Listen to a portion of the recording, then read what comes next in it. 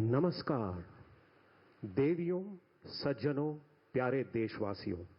हमारे देश के इस ऐतिहासिक समारोह में आप सभी का हार्दिक स्वागत है।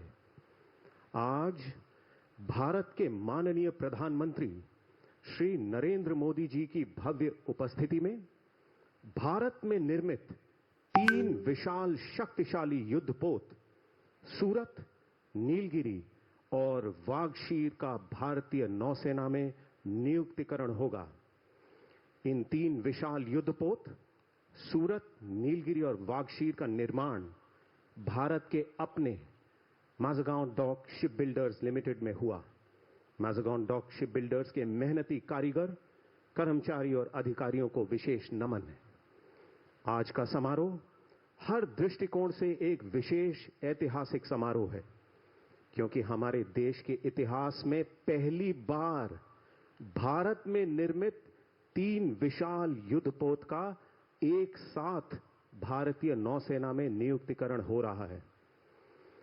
कुछ लोग सोच रहे हैं कि आज एक सुनहरा सपना साकार हो रहा है। नहीं, आज कोई सपना साकार नहीं हो रहा, क्योंकि आज तक पूरी दुनिया में किसी ने सपने में भी नहीं सोचा था कि एक दिन ऐसा आएगा जब भारत में निर्मित ऐसे 3 विशाल युद्धपोत का एक साथ भारतीय नौसेना में नियुक्तिकरण होगा। विश्व के कोने कोने में लोग हैरान हैं कि करोड़ों भारतवासियों को ऐसी प्रेरणा, ऐसा आत्मविश्वास, ऐसा संकल्प कहां से मिलता है। दोस्तों, पूरी दुनिया जानती है कि माननीय प्रधानमंत्री श्री नरेंद्र मोदी जी के नेतृत्व में हमारे देश भारत में क्रांतिकारी परिवर्तन और क्रांतिकारी प्रगति हो रही है। आज पूरे विश्व को यह संदेश ऐलान होगा कि माननीय प्रधानमंत्री श्री नरेंद्र मोदी जी के नेतृत्व में आपके मार्गदर्शन के बल पर हमारा देश भारत अमृत काल के लक्ष्य विकसित भारत की ओर अपार ऊर्जा, शक्ति और संकल्प के साथ अग्रसर है। देवियों और सज्जनों, आपसे निवेदन है कि भारत के माननीय प्रधानमंत्री श्री नरेंद्र मोदी जी को अपना आभार व्यक्त करें। जोरदार तालियों के साथ उनका स्वागत करें।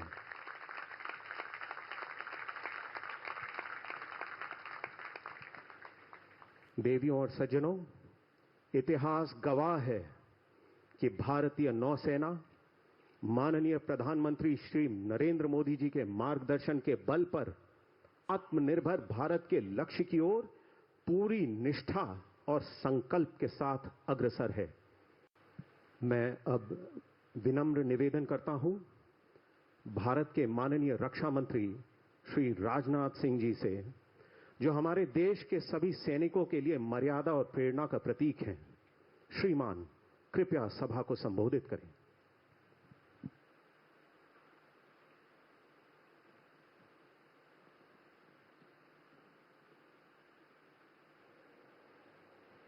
अंतर्राष्ट्रीय जगत में भारत का कद ऊंचा करने वाले हमारे देश के यशस्वी प्रधानमंत्री आदरणीय Narendra Modi ji, honourable governor Maharashtra Shri CP Radhakrishnan ji, honourable chief minister of Maharashtra Shri Devendra ji Fadnavis, रक्षा राज्य मंत्री Shri Sanjay ji Seth, deputy CM Maharashtra Shri Eknath ji Shinde, Shri Ajit ji Pawar, deputy CM of Maharashtra general Anil Chauhan, chief of defence staff admiral DK. Tripathi, chief of naval staff, अन्य अधिकारी वर्ग, मीडिया के मित्रों, देवियों व सज्जनों, सबसे पहले मैं आज इस ऐतिहासिक अवसर पर हमारे माननीय प्रधानमंत्री श्री नरेंद्र मोदी जी का हृदय से स्वागत और अभिनंदन करता हूं।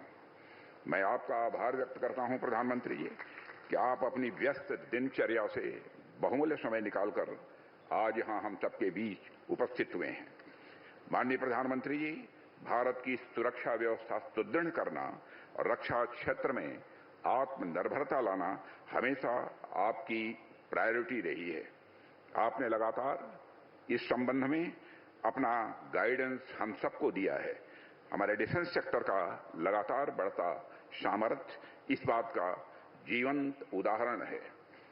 आईएनएस सूरत, आईएनएस नीलगिरी और आईएनएस वागशीर यानी एक डिस्ट्रॉयर, एक फ्रिगेट और एक सबमरीन की एक साथ हो रही हिस्टोरिक कमीशनिंग सिर्फ इंडियन नेवी की ही नहीं बल्कि आपके नेतृत्व में इंडियन ओशन रीजन में भारत की बढ़ती ताकत का भी यह प्रमाण है। साथियों, वैसे तो इंडियन ओशन रीजन में हमेशा से जियो स्ट्रेटेजिक और इकोनॉमिक दृष्टि से यह रीजन महत्वपूर्ण रहा है, परंतु आज के तेजी से बदलते हुए परिवेश में यह और भी महत्वपूर्ण हो गया है। आज हम ये कह सकते हैं कि जो महत्व पूर्व में अटलांटिक ओशन का हुआ करता था, वो महत्व आज शिफ्ट होकर इंडियन ओशन की ओर आ गया है। दुनिया के ट्रेड और कॉमर्स का एक बहुत बड़ा हिस्सा इस क्षेत्र से होकर गुजरता है। इसके अलावा आज जियो स्ट्रेटेजिक कारणों से यह क्षेत्र इंटरनेशनल पावर राइवलरी का भी एक हिस्सा स्वाभाविक रूप से बनता जा रहा है। साथ ही यहाँ drug trafficking, narcotics, smuggling, illegal fishing, human trafficking, terrorism आदि इलीगल एक्टिविटीज का प्रयास होता रहता है। इंडियन ओशन रीजन में भारत का जियो स्ट्रेटेजिक और इकोनॉमिक इंटरेस्ट बहुत पुराने समय से ही रहा है।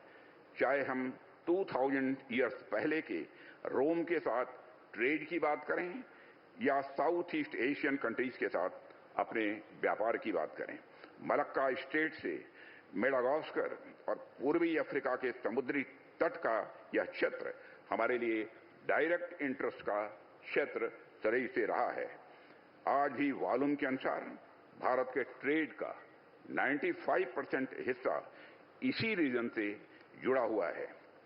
ऐसे में इंडियन ओशन रीजन में एक सशक्त इंडियन नेवी की प्रेजेंस हमारे लिए स्वाभाविक रूप से सबसे बड़ी यह प्रायोरिटी हो जाती है।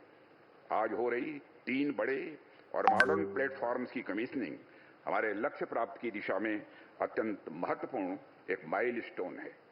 माननीय प्रधानमंत्री जी, यह निश्चित रूप से रक्षा मंत्रालय के लिए सौभाग्य का विषय रहा है कि हमें लगातार आपका मार्गदर्शन और आपका दिशा निर्देश मिलता रहा है। डिफेंस में आत्मनिर्भरता का आपने जो मंत्र दिया है, उस पर लगातार कार्य हो रहा है। आज कमीशन किए जा रहे आईएनएस सूरत, आईएनएस नीलगिरी का 75% से अधिक कंटेंट भारत में ही विकसित किया गया है। साथ ही देश में निर्मित हो रहे अन्य प्लेटफॉर्म्स में भी इंडिजिनस कंटेंट लगातार बढ़ता जा रहा है।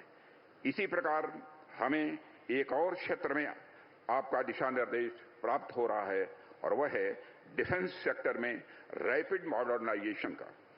आज के 3 बड़े प्लेटफॉर्म्स पूरी तरह से state of the art equipment तथा सिस्टम से पूरी तरह लैस हैं और किसी भी परिस्थिति से निपटने में पूरी तरह से यह सक्षम भी हैं। हम आज अपने मॉडर्नाइजेशन की मुहिम को तेजी से आगे बढ़ा रहे हैं। एक ओर तो हम इन बड़े प्लेटफॉर्म्स को देश में ही प्रोड्यूस कर रहे हैं, तो दूसरी ओर हमारा ध्यान low cost and high impact system पर भी है, जो कम समय में हमारी सेनाओं को और अधिक पोटेंट बना सके। इस प्रकार अपनी फोर्सेस के रैपिड मॉडर्नाइजेशन के क्रम में हम एक ऐसा बैलेंस्ड मिक्स ला रहे हैं। हम आशा करते हैं कि आपका मार्गदर्शन हमें आगे भी इसी प्रकार लगातार मिलता रहेगा। हमने रक्षा मंत्रालय में 2025 को ईयर ऑफ रिफॉर्म्स घोषित किया है। इसके अंतर्गत हमने रक्षा मंत्रालय तथा तीनों सेनाओं में जो भी जरूरी रिफॉर्म्स हैं, उनके ऊपर कार्य करने का संकल्प लिया है। मुझे विश्वास है कि इस साल के अंत तक हम रक्षा क्षेत्र में कई रिफॉर्म्स को लागू कर चुके होंगे, जो भारत के रक्षा क्षेत्र को नई ऊंचाइयों तक पहुंचाने में सहायक सिद्ध होंगे। मैं इस अवसर पर मझगांव डॉक लिमिटेड के हमारे सभी इंजीनियर्स, मशीनिस्ट, कॉन्ट्रैक्टर्स, वर्कर्स एवं इन प्रोजेक्ट से जुड़े सभी लोगों का विशेष आभार व्यक्त करता हूं। आपका कठिन परिश्रम व आपका समर्पण आज रंग ला रहा है। आप सभी के बिना इसकी कल्पना भी नहीं की जा सकती थी।